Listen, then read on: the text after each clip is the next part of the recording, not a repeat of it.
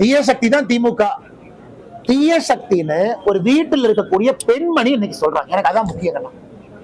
இந்த cinema star சொல்றாங்க, பெரிய அரசியல் தலைவர் சொல்றாங்க, பெரிய ஒரு உயரத்துல இருந்து சொல்றாங்க. வீட்டில் இருக்கக்கூடிய ஒரு சாதாரண பெண்மணி, வீட்டில் இருக்கக்கூடிய மிடில் கிளாஸ் ஒரு பெண்மணி, அவங்க இன்னைக்கு திமுகவை தீய சக்தின்னு சொல்றதை நான் கேட்கிறேன். எனக்கு அது பெரிய வார்த்தை. ஏன்னா இன்னைக்கு சாதாரண அடித்தட்டு மக்களுடைய வாயிலிருந்து திராவிட முன்னேற்ற கழகம் தீய சக்தின்னு சொல்ல ஆரம்பிச்சிருக்கிறாங்க. அது வாக்கு பெட்டியில இவிஎம் மிஷின்ல அது மாறும். அதனால் திமுக தீய சக்தி என்பது ஊரறிந்த ஒன்று. யாரோ ஒருத்தர் மேடையில சொல்லித்தான் தெரியணும்னு அவசியம் இல்லை. புரட்சி தலைவர்ல எப்பவோ அதை சொல்லிட்டாங்க. தீய சக்தி என்கின்ற வார்த்தை அது திராவிட முன்னேற்ற கழகத்தினுடைய அடையாளம். அதுல எந்த மாற்று கருத்து இல்லைங்க.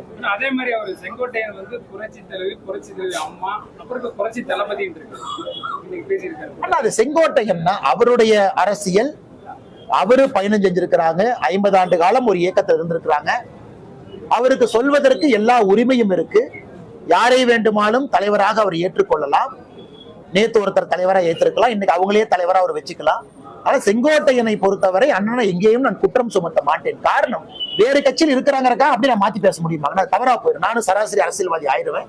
ஆனா செங்கோட்டையனை பொறுத்தவரை அவருடைய அரசியல் அவர் பண்ணட்டும். மோதுவது தேர்தல் களத்துல வாக்குப்பெட்டியில மோதுவது. ஆனா செங்கோட்டையன் அவர்கள் இந்த கொங்கு பகுதியினுடைய சீனியர் மோஸ்ட் பொலிட்டீஷியன். இன்னைக்கு கொங்கு பகுதியினுடைய சீனியர் மோஸ்ட், என் தமிழ்நாட்டிலே இன்னைக்கு one of the senior most பொலிட்டீஷியனா 50 ஆண்டு காலம் சட்டமன்றத்தில் இருக்கிறாங்க. அது சாதாரண ஒரு வேலை கிடையாது. அதனால அரசியல் அனுபவத்தை நான் கொச்சப்படுத்த விரும்பல. அந்த மனிதர் ஒரு முடிவு எடுத்திருக்கிறாரு, ஒரு அரசியல் களத்துக்கு போறாரு அப்படின்னா யோசிச்சுதான் ஒரு முடிவு எடுத்திருப்பாருங்க.